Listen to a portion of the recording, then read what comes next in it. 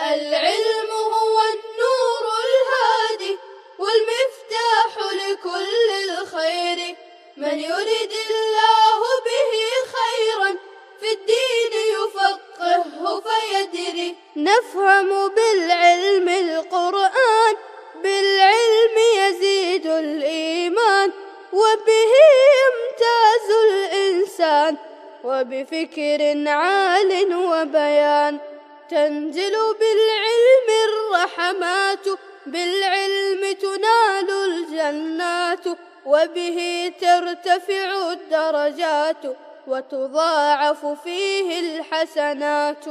والصلاة والسلام على سيد الأنبياء والمرسلين سيدنا وحبيبنا وحبيب رب العالمين محمد وعلى آله وأصحابه ومن هدى بهديه إلى يوم الدين. احادیث مبارکہ کے سلسلے میں کلام کیا جا رہا تھا حدیث ضعیف پر. یہ مصنف نے مستقل ایک باب قائم کیا امام نووی کے مطابق، باب النہی عن الروایت عن الضعفاء والاحتیاط فی تحملها. تو اس ذیل میں حدیث ضعیف کسے کہا جاتا ہے، جیسا کہ بیان کیا گیا کہ حدیث ضعیف اس حدیث کو کہتے ہیں جس حدیث میں حدیث صحیح اور حدیث حسن والی صفات نہ ہو، اس کے راویوں میں اور اس کے متن میں، دونوں میں. تو ایسی حدیث کو حدیث ضعیف کہا جاتا ہے. اس کے بعد حدیث کی صحت اور ضعف کے اعتبار سے جو قسمیں ہیں وہ بیان کی گئی.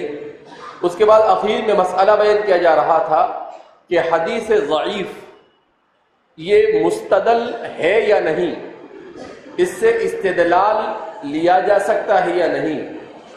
تو اس سلسلے میں دو مسلک بیان کیے گئے. ایک مسلک بیان کیا گیا امام اعظم امام ابو حنیفہ نعمان ابن ثابت کا، کہ امام صاحب یہ کہتے ہیں کہ حدیث اگرچہ ضعیف ہو مگر قیاس کے مقابلے میں وہ قابل حجت ہے. اور دوسرا مسلک جو حضرات محدثین اور امام احمد ابن حنبل وغیرہ کا بیان کیا گیا، اس میں یہ کہا گیا کہ حدیث ضعیف یہ حجت نہیں بن سکتی. پھر متاخرین نے ان دونوں قولوں کی تطبیق دی اور انہوں نے کہا کہ متقدمین کے یہاں پر جس کو حدیث ضعیف کہا جاتا ہے وہ دراصل حدیث حسن ہے، اس لیے کہ بنیادی اعتبار سے حدیث کی صحت اور حدیث کی مقبولیت کے اعتبار سے دو قسمیں ہیں.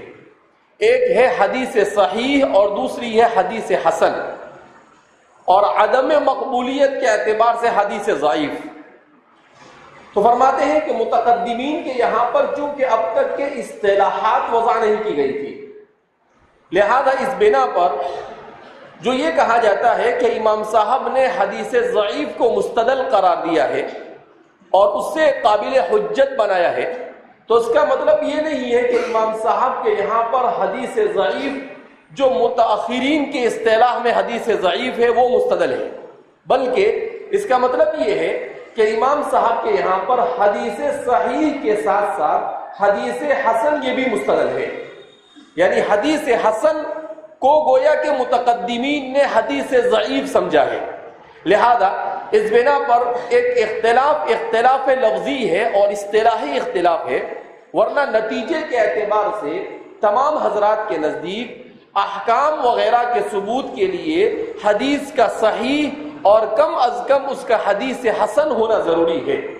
اگر حدیث صحیح ہے تو بلا جھجک اس سے استدلال کیا جائے گا، اور اگر حدیث حسن ہے تو کوئی دوسرا یعنی حدیث صحیح نہ ہونے کی صورت میں پھر اسی حدیث حسن کو کیا بنا لیا جائے گا، مستدل بنا لیا جائے گا، اور اسی سے استدلال کرتے ہوئے اسی پر عمل کیا جائے گا. اسی لیے فرماتے ہیں کہ متقدمین کے یہاں پر حدیث کی بعض حضرات نے صرف 2 قسمیں بیان کی ہے اور بعض حضرات نے 3 قسمیں بیان کی ہے، کہ متقدمین کے یہاں پر حدیث یا تو حدیث صحیح ہوگی یا حدیث حسن ہوگی یا حدیث ضعیف ہوگی، اس کے علاوہ دوسرا کوئی درجہ متقدمین کے یہاں پر حدیث کا پایا جاتا نہیں ہے۔ اسی لیے بیان کرتے ہیں کہ امام صاحب کی طرف جو بات منسوب کی جاتی ہے اس کے سلسلے میں، حدیث ضعیف کے سلسلے میں، تو اس سلسلے میں مقدمے کے جو شارحین ہیں ان کا یہی کہنا ہے کہ امام ابو حنیفہ اور باقی محدثین کے کلام میں حدیث ضعیف کے قبول کرنے کا جو ذکر ہے، اس ضعیف سے مراد حدیث حسن ہے، کیونکہ متقدمین کے یہاں حدیث کی اصطلاحی تقسیم موجود نہیں تھی، اس لیے حدیث کی 3 درجات تھے۔ نمبر 1 حدیث حسن، نمبر 2 حدیث صحیح اور نمبر 3 حدیث ضعیف۔ ترتیب الٹ گئی ہے، پہلے حدیث صحیح آئے گی، حدیث صحیح، حدیث حسن اور حدیث ضعیف۔ بلکہ بعض حضرات کا کہنا یہ ہے کہ متقدمین کے یہاں پر 2 ہی قسمیں تھی، ایک تھی حدیث صحیح اور دوسری تھی حدیث ضعیف۔ جو صحیح ہوتی تھی حسن کو بھی اس میں شامل کر لیا جاتا تھا، تو وہ حسن اور صحیح دونوں کو ایک کہا جاتا تھا، اور اس کے علاوہ جو ہوتی تھی وہ کیا ہوا کرتی تھی؟ ضعیف ہوا کرتی تھی۔ لہذا اسی اعتبار سے امام صاحب کی جو بات ہے اس کا کہا گیا ہے حسن متقدمین کے یہاں ضعیف ہی میں داخل سمجھی جاتی تھی، اس لیے محدثین کے اقوال میں حدیث ضعیف کے قبول کرنے کا جو ذکر ہے تو اس سے مراد حدیث حسن ہے۔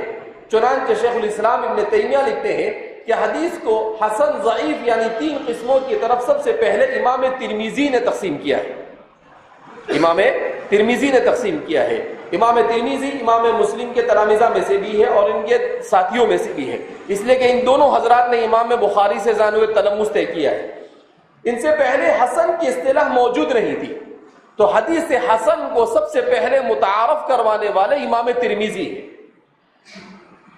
لہذا ان ائمہ کے یہاں قبولیت حدیث ضعیف والے قول میں جو لوگ عام حدیث مراد دیتے ہیں وہ صحیح نہیں ہے، لیکن استاد شیخ محمد عوامہ کی تحقیق یہ ہے حسن کی اصطلاح متقدمین میں موجود تھی۔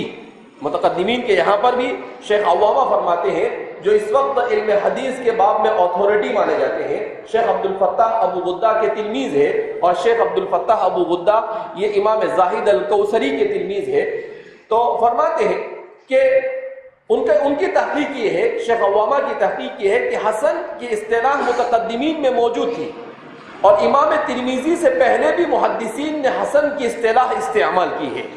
ان کی اپنی تحقیق یہ کہتی ہے کہ امام ترمذی سے پہلے بھی حسن کی اصطلاح کو بعض محدثین کی کتابوں میں دیکھا گیا، چنانچہ انہوں نے یہ اصطلاح علی ابن المدینی، امام بخاری، امام احمد بن ہشام بن عبد الملک، ابو الولید الطیالسی، امام مالک، محمد بن عبداللہ بن نمیر، یعقوب بن شیبہ، ابو حاتم، امام شافعی اور ابو زرعہ سے بھی نقل کی ہے۔ یہ سب بڑے بڑے محدثین ہیں جو امام ترمذی سے پہلے ہیں۔ تو فرماتے ہیں کہ اگرچہ امام ابن تیمیہ یہ فرماتے ہیں کہ سب سے پہلے انہوں نے اصطلاح کی ہے امام ترمذی نے، لیکن تحقیق کرنے پر پتہ چلا کہ کبار محدثین جو قرن ثانی کے اواخر میں اور قرن ثالث کے اوائل میں پائے جاتے تھے، ان کے یہاں پر بھی حسن کا استعمال تھا۔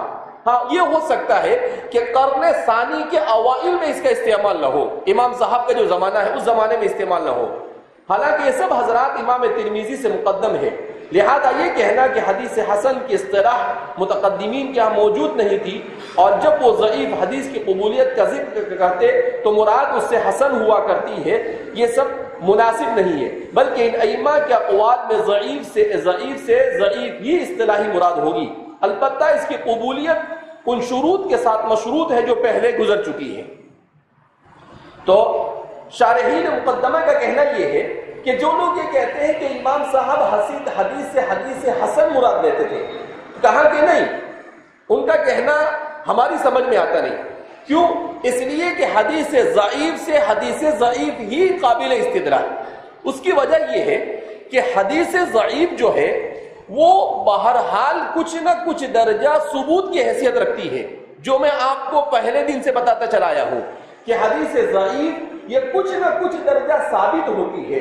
ہاں اتنا ہوتا ہے کہ کہ احاد وغیرہ میں جو ظن ہوتا ہے اس کا ظن اس سے زیادہ شدید ہوتا ہے، لیکن بالکل ثابت نہیں، ایسا نہیں ہوتا ہے۔ لہذا اسی بنا پر احناف کے یہاں پر گویا کہ یہ کہنا ہے کہ احناف کے یہاں پر حدیث ضعیف بھی قابل استدلال ہے۔ کب؟ لیکن جبکہ کوئی دوسری حدیث حسن یا صحیح موجود نہ ہو، حدیث صحیح یا حسن موجود نہ ہو۔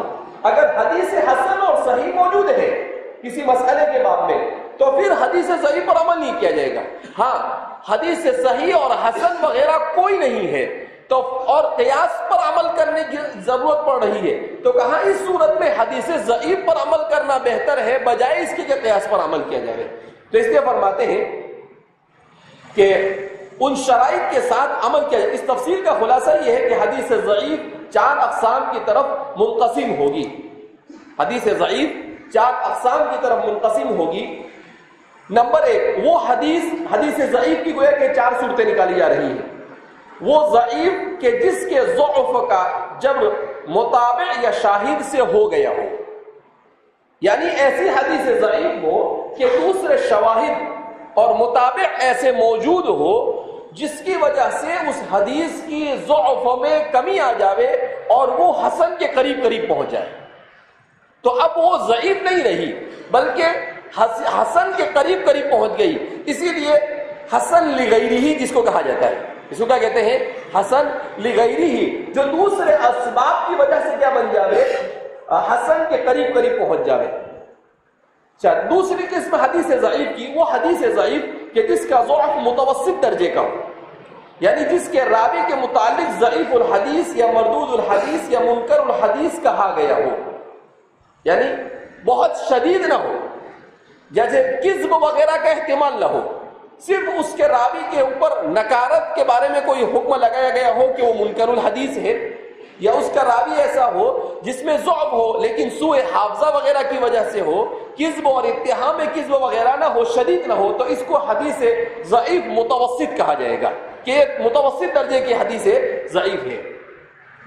اور تیسرے وہ حدیث ضعیف کہ جس کا ضعف شدید ہو، جس میں متہم یا متروک راوی ہو، جس میں متہم یا ابھی بھی کذاب تک نہیں پہنچے ہیں، جھوٹا نہیں، متہم بالکذب، یعنی جس پر جھوٹ کا احتمال محدثین نے ظاہر کیا ہو، جو اسی وجہ سے اس کو متروک کر دیا گیا ہو، تو فرما رہے ہیں کہ ایسا راوی کہ جس کا ضعف پہلے کے مقابلے میں شدید اور اس کے بعد کے مقابلے میں کم ہو، یعنی متوسط سے کم ہو اور حدیث سے موضوع سے زیادہ ہو، تو فرماتے ہیں اس کے بعد چوتھی قسم حدیث سے موضوع، یعنی وہ روایت جو موضوع ہو، محدثین کے یہاں موضوع بھی حدیث ضعیف کی قسم ہے، یہ موضوع روایت یعنی جو کذاب راوی ہو، جو انتہائی شدید درجہ جس کے بارے میں کہہ دیا گیا ہو کہ بھئی جس کا واضح حدیث ہونا کیا ہو چکا ہو، ثابت ہو چکا ہو، تو فرماتے ہیں کہ اسے کہا جاتا ہے۔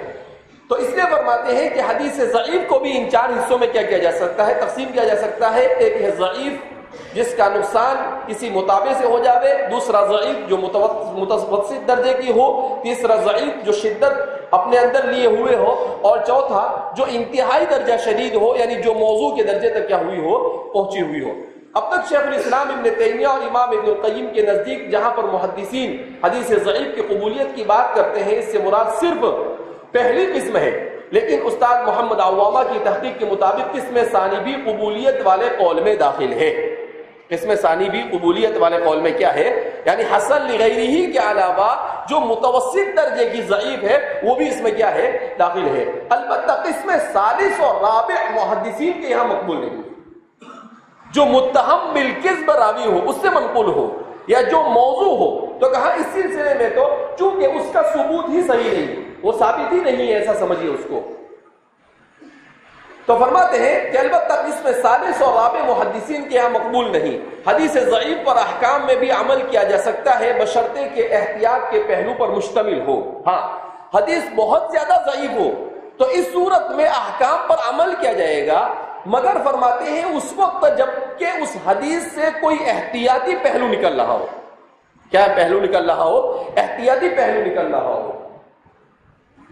اگر کوئی احتیاطی پہلو نہیں نکلتا ہے تو اس صورت میں پھر اس کو احکام کے باب میں مستدل نہیں مانا جا سکتا ہے، احکام کے باب میں مستدل نہیں مانا جا سکتا ہے۔ جب کسی حدیث کو ضعیف کہا جائے تو اس سے صرف اسناد کا ضعف مراد ہوگا جو اس حدیث کے سامنے ہے، اس سے مطلقاً حدیث کا ضعف لازم نہیں آتا، کیونکہ وہ حدیث بعض صورتوں میں دوسری قوی سند سے بھی مروی ہوا کرتی ہے، الا یہ کہ کوئی حافظ یہ کہہ دے کہ اس حدیث کے اقسام کے تمام طرق ضعیف ہے تو پھر وہ احادیث متن کے اعتبار سے بھی ضعیف ہوگی۔ ایک بہت قیمتی بات انہوں نے بیان کی ہے، خاص طور پر یہ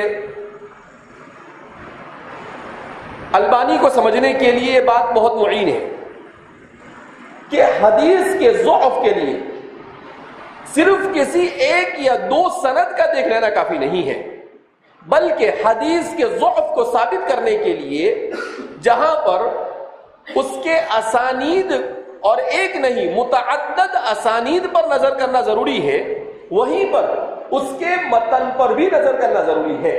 صرف سند کی بنیاد پر حدیث کے اوپر ضعف کا حکم نہیں لگایا جا سکتا ہے۔ اسی لیے شعیب الارنوط، شیخ شعیب الارنوط بڑے محدث گزرے ہیں، ابھی ان کا انتقال ہوا ہے کچھ زمانہ پہلے، یہ ایک عرصے تک ابن البانی صاحب کے ساتھ کام کرتے رہے اور پھر اس کے بعد انہوں نے ان سے اختلاف ہو گیا تو اختلاف کی وجہ سے انہیں ترک کر دیا اور خود انہوں نے اپنے طور پر تخریج کا کام شروع کیا۔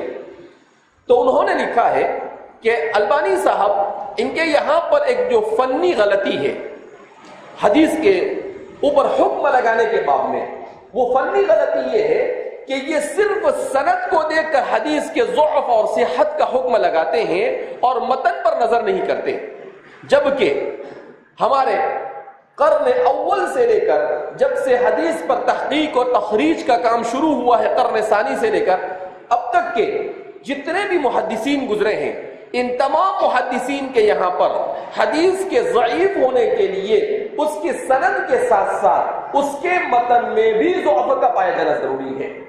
سند کے ساتھ ساتھ متن میں بھی، کیا مطلب کہ حدیث میں جو بات بیان کی جا رہی ہے اسے بھی دیکھنا پڑے گا، اگر وہ کسی حدیث سے صحیح یا متواتر یا اپنے سے اونچے درجے والی حدیث سے متعارض ہے، وہ کیا ہے، یعنی حدیث سے صحیح میں کچھ کہا گیا اور اس میں اس کے برعکس سے کہا گیا تو اور اس کی سند میں بھی ایسے درجے، تو پھر یہ شدید درجے کی ضعیف کہی جائے گی، ورنہ اس کے علاوہ اس کے اوپر حدیث ضعیف کا بعض مرتبہ ایسا ہوتا ہے کہ کوئی محدث اپنی سند کے ساتھ ذکر کرتا ہے تو اس کی اپنی سند میں ضعف ہوتا ہے، اسی حدیث کو دوسرا محدث کسی ایسی سند کے ساتھ ذکر کرتا ہے کہ جس میں وہ جس راوی کی وجہ سے ضعف آیا ہے وہ راوی نہ ہو کر ثقہ اور صدوق راوی ہوتا ہے، تو پھر وہی حدیث کیا بن جاتی ہے، تو ایک ہی حدیث پر دو حکم لگ جاتے ہیں۔ جس محدث کو مجروح راوی کے ساتھ وہ حدیث پہنچی ہے وہ اس پر ضعیف ہونے کا حکم لگاتے ہیں، اور جس محدث کو پوری سند کے اندر میں ثقہ اور صدوق قسم کے راوی جن پر کوئی جرح نہیں ایسے راوی سے پہنچی ہے تو پھر وہ اس حدیث کے اوپر حدیث سے ضعیف ہونے کا حکم نہیں لگاتے ہیں، یا تو اس کو حسن کہتے ہیں یا صحیح ہے تو اس کو صحیح کہتے ہیں۔ اسی لیے کہتے ہیں کہ جس طرح سے ہمارے فقہا کے یہاں پر اجتہاد چلتا ہے نصوص میں، اسی طریقے سے محدثین کے یہاں پر بھی سند اور متن دونوں میں اجتہاد چلتا ہے۔ اجتہاد صرف وہاں نہیں، مفسر بھی اجتہاد کرتا ہے، فقیہ بھی اجتہاد کرتا ہے، محدث بھی اجتہاد کرتا ہے، اصولی بھی اجتہاد کرتا ہے، فلسفی اور منطقی اور متکلم بھی اجتہاد کرتا ہے۔ تو اجتہاد کو جو ہم نے صرف فقہا کے ساتھ باندھ کر رکھا ہے یہ ہماری تنگ ضبطی ہے، یہ ہماری کم علمی ہے کہ صرف فقہا کے ساتھ اس کو لگائے رکھا ہے، نہیں، اجتہاد ہر اس باب میں چلتا ہے جس باب میں انسان کو اپنی عقل کو استعمال کرنا پڑے، جس باب میں انسان کو اپنی عقل کو علم کلام میں بھی استعمال کرنا پڑتا ہے، اصول میں بھی استعمال کرنا پڑتا ہے، حدیث میں بھی استعمال کرنا پڑتا ہے، ہر جگہ پر۔ تو اس لیے فرماتے ہیں کہ دونوں کے اوپر نظر کا ہونا ضروری ہے۔ اسی لیے انہوں نے جو کتابیں لکھی ہے اس کتابوں کے اوپر آنکھ بند کر اعتبار نہیں کیا جا سکتا ہے۔ انہوں نے 10 15 جلدوں میں کتابیں لکھی، سلسلۃ الاحادیث الصحیحہ حققہ وخرجہ الالبانی، پھر لکھا ہے سلسلۃ الاحادیث الضعیفہ 20-25 جلدوں میں لکھ ڈالی، اور مسلم اور پتہ نہیں کہاں کہاں سے بھی اٹھا کر لایا، کہا کہ یہ ساری روایتیں کیا ہے، ضعیف ہے۔ تو ایسے ہی کسی حدیث کے اوپر ضعف کا حکم نہیں لگایا جاتا۔ شعیب الارنوط کہتے ہیں کہ یہ بنیادی غلطی ہے جو کن سے ہوئی ہے، البانی صاحب سے ہوئی ہے۔ دیکھو حضرت تھانوی رحمۃ اللہ علیہ نے ایک بڑی اچھی بات بیان کی ہے کہ اگرچہ آپ کو کسی کے ساتھ اختلاف ہو مگر اس کا نام ادب سے لینا چاہیے۔ اس کا نام کیسے لینا چاہیے؟ ادب سے لینا چاہیے۔ اسلام ہمیں یہی سکھاتا ہے۔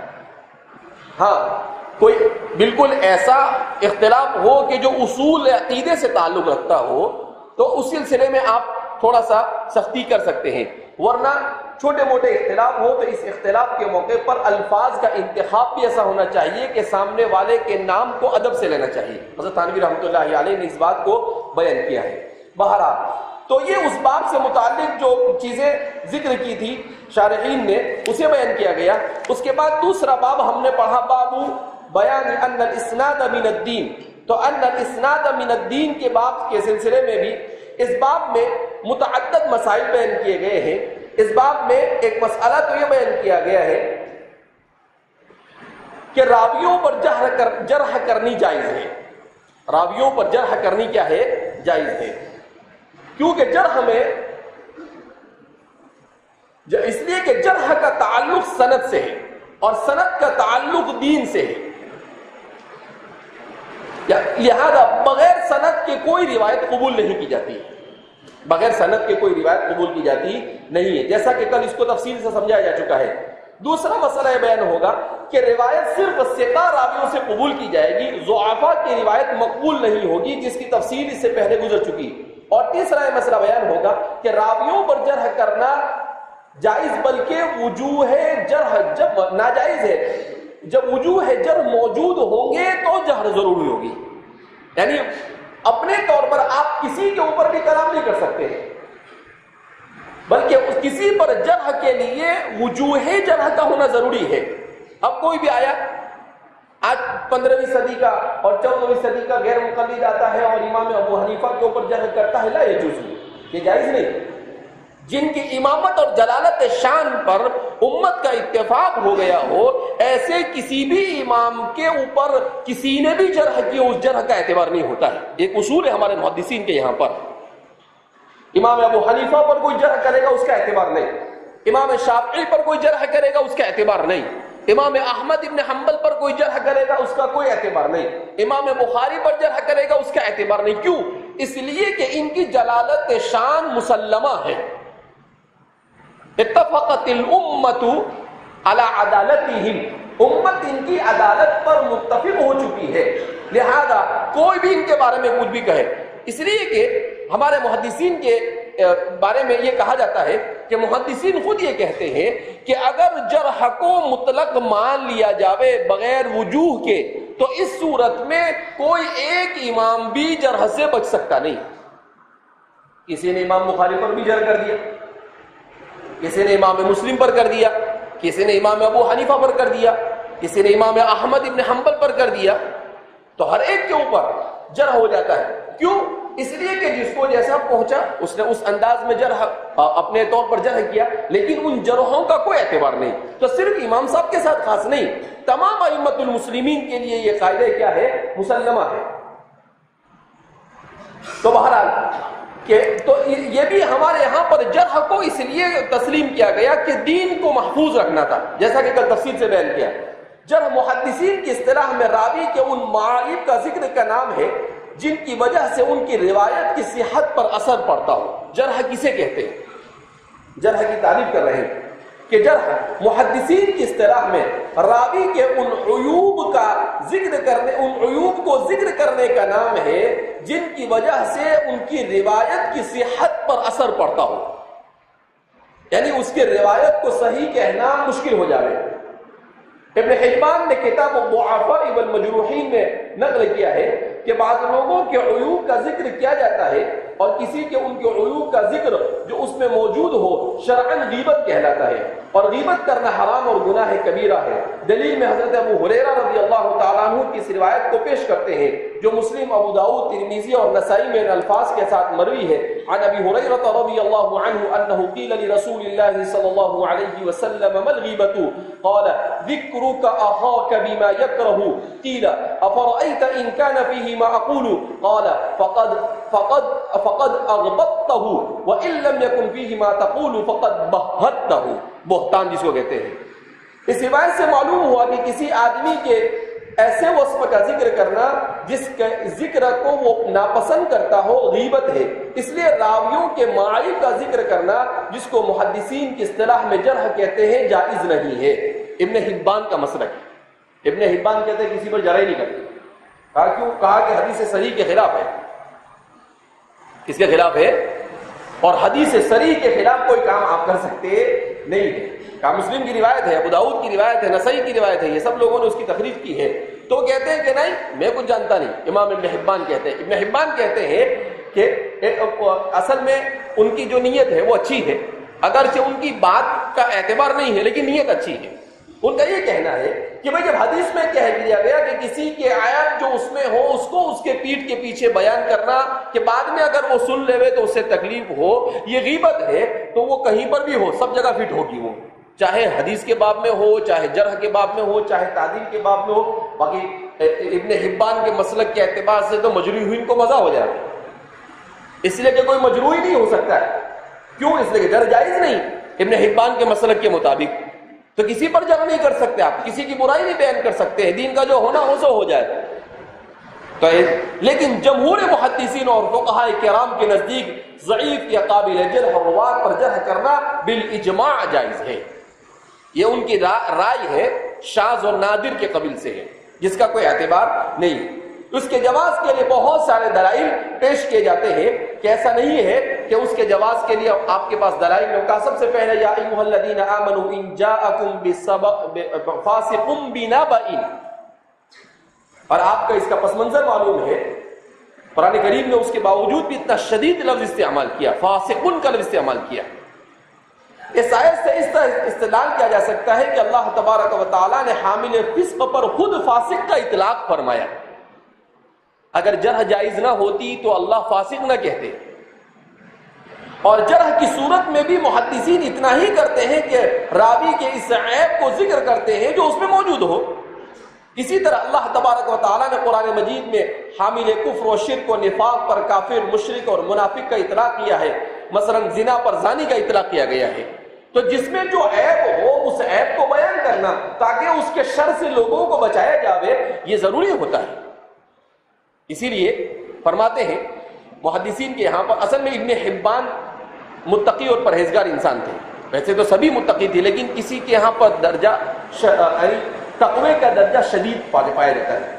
ابن حبان اصل میں اس بات سے ڈرتے تھے کہ ہمارے بعض محدثین کیا کہتے ہیں کہ امام جرح بننا بہت مشکل ہے. کہا کیوں؟ کہا اگر آپ نے کسی پر خامخواہ جرح کی تو قیامت کے دن جن پر آپ نے جرح کی ہوگی وہ آپ کی گردن پکڑے. کہے گا کیوں رے بھائی, میرے اندر یہ صفت نہیں پائی, آپ نے کیوں جرح کی میرے اوپر؟ تو ابن حبان کے نزدیک یہ چیز تھی. تو ابن حبان نے سوچا کہ بھیا اپنے بھی پکڑے جاوے اور اپنی بات کی وجہ سے دوسرے بھی پکڑے جاوے, اس سے اچھا ہے کہ نہ رہے بانس نہ بجے بانسری. اپنے ایسا کہہ دو نا کہ بھئی جرح جائز ہی نہیں ہے کہ اپنی تو جان چھوٹے. لیکن اگر اس پر عمل کر لیا جاتا تو ظاہر سی بات ہے احادیث کے باب میں جرح نہ کی جاتی تو کیا کیا داخل ہو جاتا تھا. تو اس لیے ہمارے محدثین نے کہا کہ جب قرآن کریم جاءکم فاسق بنبأ کہہ سکتا ہے, یا ایھا الذین کفروا کہہ سکتا ہے, قرآن کریم مشرکین کا لفظ استعمال کرتا ہے, قرآن کریم جو گناہ جیسا کرتا ہے اس کے لیے اس کا لفظ استعمال کرتا ہے, تو جس سے بدیہی طور پر یہ معلوم ہوتا ہے کہ بوقت ضرورت ضبط عن الشریعہ اور حفاظت دین کے لیے کسی کے عیوب کا ذکر کرنا جائز, بلکہ بعض اوقات ضروری اور واجب ہو جاتا ہے. اسی کے مقابلے میں دوسرے طرف جمہور ہے. جمہوری کہتے ہیں کہ ارے تم غیبت کیا کہتے ہو اس کو, بعض مقامات ایسے ہیں کہ وہاں پر جرح کرنا واجب ہے, اگر جرح نہیں کی تو وہ محدث گنہگار ہوگا. اس کے پاس اسباب جرح ہونے کے باوجود اگر جرح نہیں کی تو وہ پکڑا جائے. اب جیسے امام مسلم بھی ان کا تذکرہ کریں گے, عبد الکریم ابن العوجہ, واضح حدیث تھا, یہ پکڑا گیا. اب اگر یہ کہتے کہ اس پر جرح نہیں کر سکتے ہیں تو اس نے کیا کہا, میں نے 400 حدیثیں گڑھی ہیں, تو ان حدیثوں کو پکڑا کیسے جاتا؟ اس لیے کہ بھائی جرح جائز نہیں ہے, تو وہ ساری حدیثیں تو حدیث کا حصہ بن جاتی اور امت کے لیے باعث فطرہ بن جاتی. لہذا اس بنا پر ہمارے علماء نے کہا کہ ایسا نہیں ہے, جرح کرنا بعض مواقع پر کیا ہو جاتا ہے, واجب ہو جاتا ہے. جیسے کہ گواہ اگر قاضی کی مجلس میں کسی کے خلاف گواہی دے اور قاضی گواہوں کے مال سے واقف نہ ہو تو وہ معدل اور مزکہ سے ان کے متعلق معلوم کرتا ہے کہ کس قسم کے ہیں, عادل ہیں کہ نہیں. تو مزکی سے مزکہ پر لازم ہے کہ اگر گواہوں میں کوئی عیب ہے تو اس کا ذکر قاضی سے کرے. اگر وہ ان کے عیوب کو چھپائے گا جن سے ان کی گواہی متاثر ہو سکتی ہے تو وہ گنہگار ہوگا. اس پر واجب ہے کہ اگر گواہ کاذب ہے تو بتا دے کہ کاذب ہے, بالاجماع یہ ضروری ہے. اور کسی کے ہاں بھی یہ غیبت کے حکم میں نہیں ہے. تو بقول ابن حبان جب دنیاوی امور اشیاء کے لیے گواہ کے عیوب کا ذکر جائز ہے تو حفاظت کے دین کے لیے تو بطریق اولا جائز ہونا چاہیے. کتنا بہترین استدلال کیا. کہا کہ دیکھو قاضی کے پاس کوئی مسئلہ ہے اور ایک آدمی نے اپنے اس مسئلے پر 2 گواہ کو پیش کر دیا. اب وہ گواہ آئے, ان گواہوں سے قاضی واقف نہیں, تو قاضی نے ان گواہوں کی چھان پٹک شروع کی, ان گواہوں کے بارے میں تحقیق کرنے لگا. اب تحقیق کرنے جب لگا تو اس نے کسی ایسے آدمی کو جو ان گواہوں میں سے کسی کے ساتھ منسلک ہے اس سے پوچھا کہ بھئی یہ آدمی آپ اس کے بارے میں کیا کہتے ہیں. اب وہ آدمی جھوٹا ہے تو کہتا ہے کہ میں کچھ اس کے بارے میں غیبت کروں, لا حول ولا قوت الا باللہ, اللہ معاف کرے. تو کہے نہیں بہت اچھا آدمی ہے, حالانکہ وہ کیسا ہے, جھوٹا ہے. تو فرماتے ہیں کہ اس کے بارے میں اگر اس نے اس سے پوچھا تو اس کے لیے ضروری ہے کہ وہ بتلا دے کہ یہ جھوٹا ہے یا سچا ہے, اس میں جو بھی عیب ہے وہ بتلا دے. اگر نہیں بتلائے, بتلانا واجب ہے. کتاب القضاء میں کیا کہا گیا, اس کے لیے بتلانا کیا ہے, واجب ہے کتاب الشہادہ کے اندر میں. لہذا جب امور دنیاویہ کے لیے کسی آدمی پر غیبت اور اس پر جرح کرنا جائز ہو گیا تو یہ تو امور دین ہے جو اس سے زیادہ اہم ہے. لہذا فرماتے ہیں کہ امور دین کے سلسلے میں امت کا اجماع ہے. اس سے معلوم ہوا کہ بعض اوقات حامل عیوب کے عیوب کا تذکرہ غیبت میں شامل نہیں ہوتا, جرح میں یہی ہوتا ہے. حفاظت دین کی نیت سے اور رسول اللہ صلی اللہ علیہ وسلم کی احادیث مبارکہ کو جھوٹ سے محفوظ کرنے کے لیے جن پر احکام دینیہ کا مدار ہے, راوی کے ان عیوب کو ذکر کیا جاتا ہے جن سے ان کی روایت کی صحت پر اثر پڑتا ہے. نیز یہ کہ مذکورہ آیت میں تبیین کا حکم ہے جس کا بدیہی نتیجہ یہ نکلتا ہے کہ تبیین اور تفتیش کر کے صحیح خبر کو قبول کیا جائے اور غیر صحیح کو رد کر دیا جائے. اذا جاءکم بنبأ فتبینوا. تو اس سے کیا معلوم ہوا کہ تحقیق کرنے کا مکلف کیا جا رہا ہے ہر فرد کو. جب عام میں سے عامۃ الناس اس کے مکلف ہے تو جو لوگ ضبط عن الشریعہ کرتے ہیں وہ تو بدرجہ اولا مکلف ہوئے. عامۃ الناس سے جب کہا گیا کہ اذا جاءکم بنبأ فتبینوا, کہ جب تمہارے پاس کوئی خبر آئے تو تم اس خبر کے سلسلے میں تبینو, اچھی طرح سے جھان بین کر لو.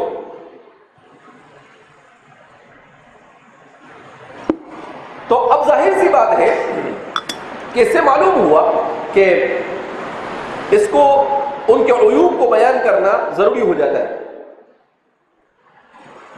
اور یہ معیوب نہیں بلکہ اس کا تقاضا ہے کہ معاشرے کو ان کے شر سے بچانے کے لیے ایسا کرنا پڑے گا.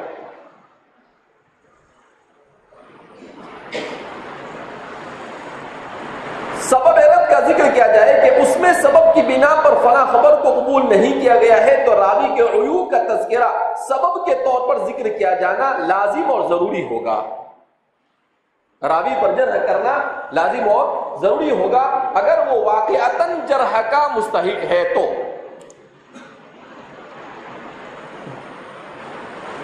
جرح روات کے جواز کی دوسری جرح روات کے جواز کی دوسری دلیل امت کا اجماع ہے. بقول ابن حبان اور حاکم تمام امت کا اس پر اجماع ہے. ابن حبان ایک طرف نہ بھی کہتے ہیں اور اجماع بھی نقل کرتے ہیں اور اتفاق ہے کہ بوقت ضرورت راوی پر جرح کرنا اس کے معارف کو کھولنا جائز بلکہ واجب ہے. چنانچہ امام مسلم نے مقدمہ صحیح مسلم میں سفیان ثوری، شعبہ، مالک، سفیان بن عیینہ، اسماعیل بن علیہ سے اس کا جواز نقل کیا ہے. اس کے جواز کو جیسا کہ اسی باب میں آگے روایتوں میں آ رہا ہے. اسی طرح امام ابو حنیفہ سے جابر جعفی وغیرہ کے اوپر جرح منقول ہے. امام صاحب نے بھی جابر جعفی وغیرہ پر جرح کی ہے. جو لوگ کہتے ہیں امام صاحب کو حدیث نہیں آتی تھی، امام صاحب کو نہیں آتی تھی، نہ اس کو آتی ہے. امام احمد ابن حنبل، یحییٰ بن سعید القطان، یحییٰ ابن معین، علی ابن مدینی، امام شافعی، امام بخاری، امام ابو زرعہ، امام ابو حاتم، امام مسلم، امام ترمذی، امام ابو داؤد، امام نسائی وغیرہ کے اقوال سے جرح کے تعدیل کی کتابیں بھری پڑی ہیں. جرح و تعدیل کی کتابیں بھری پڑی ہے. اس لیے کہ ان حضرات نے روات پر جرح کی ہے تو معلوم ہوا کہ پوری امت کا اس کے جواز پر اجماع اور اتفاق ہے. اور جس چیز پر امت کا اجماع ہو، حضور نے خود فرمایا کہ لا تجتمع امتی علی الضلالہ، میری امت ضلالت پر مجتمع نہیں ہو سکتی ہے. اس کا مطلب کیا ہے؟ لا تجتمع، میری امت کے معتبر لوگ، سب نہیں، عوام اور جنرل لوگ اس میں داخل نہیں ہے. نمبر 3، جرح کے جواز کے لیے محدثین نے اس روایت سے بھی استدلال کیا ہے جو بخاری، مسلم، ابو داؤد اور ترمذی میں حضرت عائشہ صدیقہ رضی اللہ تعالیٰ عنہ سے ان الفاظ کے ساتھ منقول ہے: اقبل رجل فلما رآه النبي صلى الله عليه وسلم فقال بئس اخو العشيرة او قال ابن العشيرة فلما جاء النبي صلى الله عليه وسلم كلمه جاء النبي صلی اللہ علیہ وسلم. اب النبی مفعول ہے، جاء کی جو ضمیر ہے وہ رجل کی طرف لوٹتی ہے، ہوا ضمیر. كلمه وانبسط إليه فلما ولى قالت عائشة رضي الله عنها يا رسول الله صلى الله عليه وسلم لما رأيته قلت ما قلت فلما جاء كلمته وانبسطت إليه الحديث. حضرت عائشہ فرماتی ہے کہ ایک آدمی اللہ کے رسول صلی اللہ علیہ وسلم کے پاس آنے لگا تو دور سے حضور نے اس کو دیکھ لیا. حضور نے کہا بڑا بیکار آدمی ہے، بئس اخو العشیرہ، معاشرے میں اس کی کوئی حیثیت نہیں، اچھا انسان نہیں ہے. پھر جب وہ آ گیا تو عائشہ فرماتی حضور نے بڑے اچھے انداز میں اس سے بات کی. بہرحال عائشہ تو عائشہ تھی نا. فلما ولا، جب کا واپس جانے لگا، قالت عائشہ، تو عائشہ نے کہا یا رسول اللہ، آپ نے جب دیکھا تو آپ نے کہا کہ بڑا بیکار آدمی ہے، اور جب وہ آپ کے پاس بیٹھ گیا تو آپ نے بڑے اچھے انداز میں اس سے بات کی. تو آپ صلی اللہ علیہ وسلم نے کہا کہ کسی آدمی کے بد اخلاق ہونے کی وجہ سے میں تھوڑی بد اخلاق ہو جاؤں گا، وہ چاہے نہ برا ہے لیکن میں تو اس سے اچھے سے ہی پیش آؤں گا. اس سے حضرت تھانوی کی بات کی بھی تائید ہوتی ہے جو ابھی میں نے بتایا کہ کس سے اختلاف ہے، لیکن اختلاف کا مطلب یہ نہیں ہے کہ آپ اس کا کچھ بھی نام لینا کیا کر دو، شروع کر دو. اختلاف اس کا نام تو بہرحال ادب سے لو آپ. اسی لیے ہمارے علماء جب بھی کسی پر اب ابھی آپ نے دیکھا دیانند سرسوتی تو پنڈت جی بول رہے ہیں وہ بار بار. تو جب ایک کافر کے بارے میں یہ اسلوب اختیار کیا جا سکتا ہے کیونکہ ہمیں تو آداب اور اخلاق سکھائے. الدین الادب کلہ. اس حدیث سے معلوم ہوا کہ دیانت کے ساتھ کسی کے ان کے عیوب کی خبر دینا کہ جو اس میں موجود ہو تاکہ لوگ اس کے شر سے محفوظ رہے، اپنے آپ کو بچائے رکھے، جائز ہے. اگر جائز نہ ہوتا تو حضور کبھی بھی اسے بئس اخو العشیرہ نہ کہتے. یہ جرح ہے. ربے بئس اخو العشیرہ یہ کیا ہے؟ یہ جرح ہے.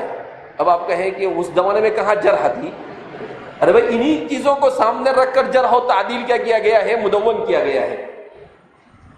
یہ اگر غیبت کے قابل سے ہوتا تو بقول ابن حبان نبی کریم صلی اللہ علیہ وسلم ہرگز بئس اخو العشیرہ نہ فرماتے، مگر آپ صلی اللہ علیہ وسلم نے کہا اس کا مطلب یہ ہے کہ جس میں جو برائی ہو اگر آپ کسی کو اس کی برائی سے بچانا چاہتے ہیں تو اس کو بتلا دینا چاہیے کہ بھائی بچ کے رہیو اس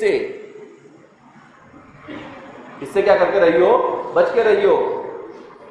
حاکم نے المدخل میں اس روایت سے بھی استدلال کیا ہے جو فاطمہ بنت قیس کے متعلق مروی ہے کہ ان کے پہلے شوہر کا انتقال ہوا، عدت کے ختم ہونے کے بعد حضرت معاویہ اور حضرت ابو جہم نے پیغام دیا، فاطمہ بنت قیس نے دونوں کے متعلق نبی کریم صلی اللہ علیہ وسلم سے مشورہ کیا، آپ نے فرمایا اما معاویہ فصعلوک لا مال له واما ابو جہم فلا يضع عصاه عن عاتقه۔